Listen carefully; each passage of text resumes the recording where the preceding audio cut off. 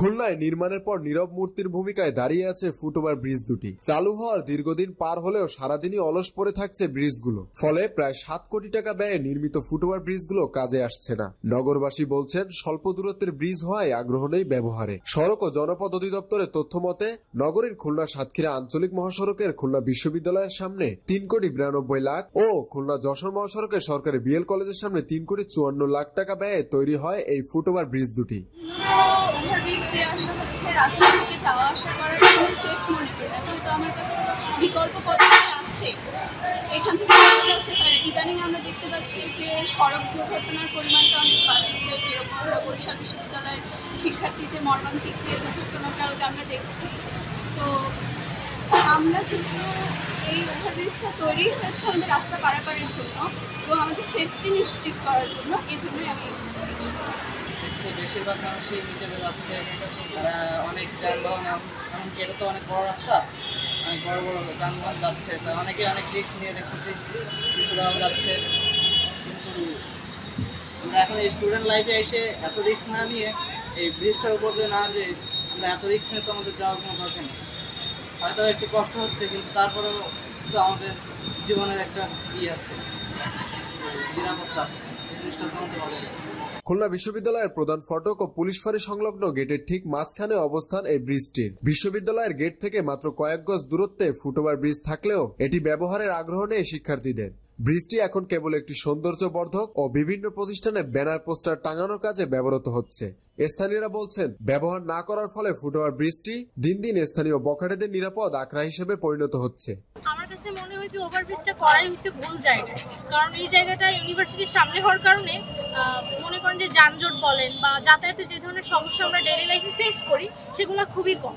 এর পরিবর্তে ধরেন আপনি যদি কোনো ক্রাউডেড রোডে এটা তৈরি করা হতো, যেমন ধরেন 7 রাস্তা বা কল্লামারি মোড়, যেটা আমরা ইউনিভার্সিটি স্টুডেন্ট বলেন বা অফিস গোয়িং পিপল বলেন, আমরা অনেক বেশি ডিফিকাল্টিস ফেস করি। এখানে আমাদের একটা হিউজ টাইম লস হয় যাওয়া আসার ক্ষেত্রে।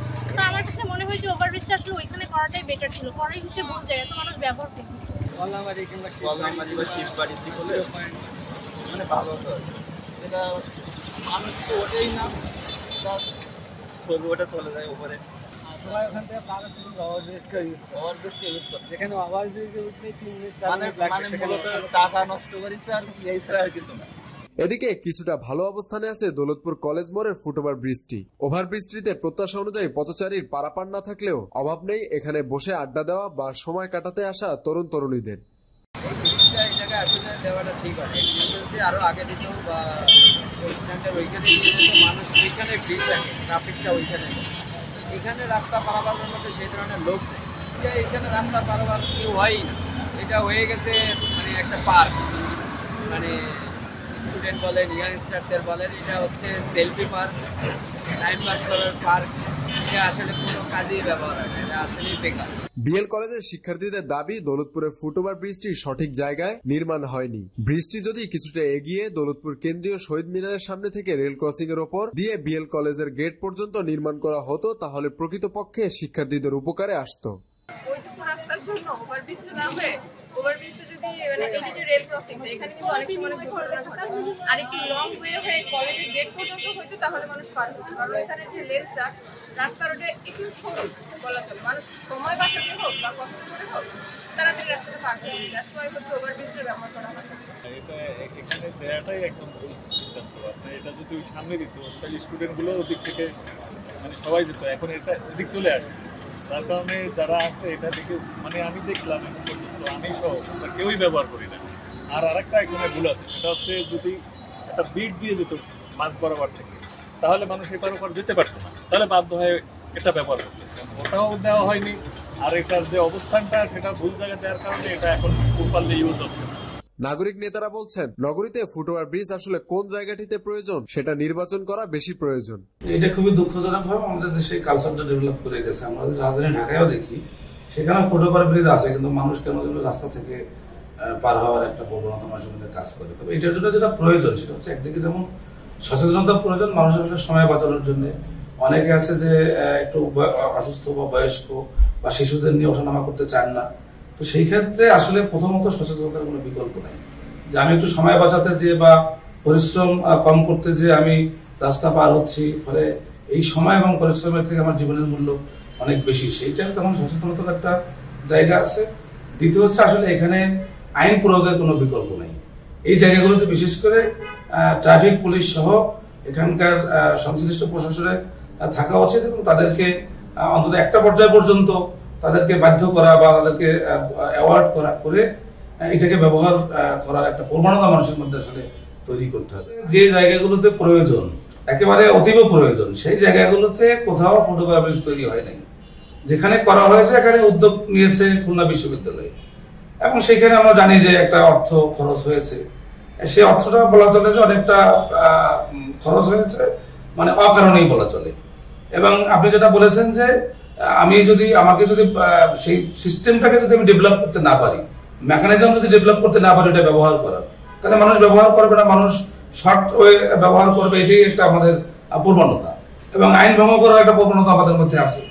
সেই সমস্ত সার্বিক বিবেচনায় এটাকে ব্যবহার উপযোগী করতে হয়। একটা যেমন ফুটপাথ রাখতে হবে, সেই স্পেসটা ব্যবহার করতে হবে, অন্যদিকে রেলিং দিয়ে যাতে করে সে সড়ক ইচ্ছা করলেই নামতে না পারে, তাকে ফুটওভার ব্রিজ ব্যবহার করতেই হবে।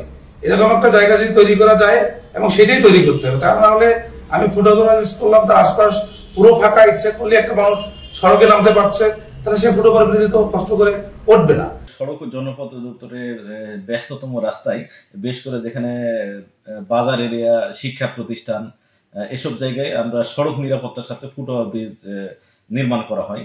তো খুলনা শহরে যে দুটি জায়গায় ফুটওভার ব্রিজ নির্মাণ করা হয়েছে, খুলনা বিশ্ববিদ্যালয় এবং বিএল কলেজের সামনে, এটা কিন্তু আমাদের সড়ক ও জনপথ অধিদপ্তরের টেকনিক্যাল ইউনিট থেকে একটা ভেটিং নেওয়া হয় আর কি, রোড সেফটি থেকে, যে এখানে প্রয়োজনীয়তা আছে কিনা বা এই বিষয়ে তারা একটা মতামত দেন। তো আমাদের ওই টেকনিক্যাল টিম তারা সুপারিশ করেছে যে এখানে ফুটওভার ব্রিজ নির্মাণ করা যেতে পারে এবং সে অনুযায়ী আমাদের যে ব্রিজ ডিজাইন ইউনিট থেকে ডিজাইন সংগ্রহ করে এই ফুটওভার ব্রিজ দুটা নির্মাণ করা হয়েছে। তো এটা মূলত যে দুটা শিক্ষা প্রতিষ্ঠানে যাতে ছাত্রছাত্রীরা রাস্তা পারাপারের সময় কোনো দুর্ঘটনার সম্মুখীন না হয়, সে কারণে এটা নিরাপদে রাস্তার এই পাশ থেকে ওপাশে যাতায়াতের জন্যই কিন্তু এই ফুটওভার ব্রিজ নির্মাণ করা হয়েছে। আরেকটা বিষয় হচ্ছে যে ফুটওভার ব্রিজগুলো আমরা তো জনসাধারণের বা শিক্ষার্থীদের পারাপারের জন্য আমরা নির্মাণ করেছি। তো হয়তো অনেক ক্ষেত্রে দেখা যায় অনেকে এটা ব্যবহার করতে চায় না। তো সেক্ষেত্রে আমি বলবো যে আমাদের যেটা মন মানসিকতা, আমাদের যেটা অভ্যাস, এটা পরিবর্তন করতে হবে।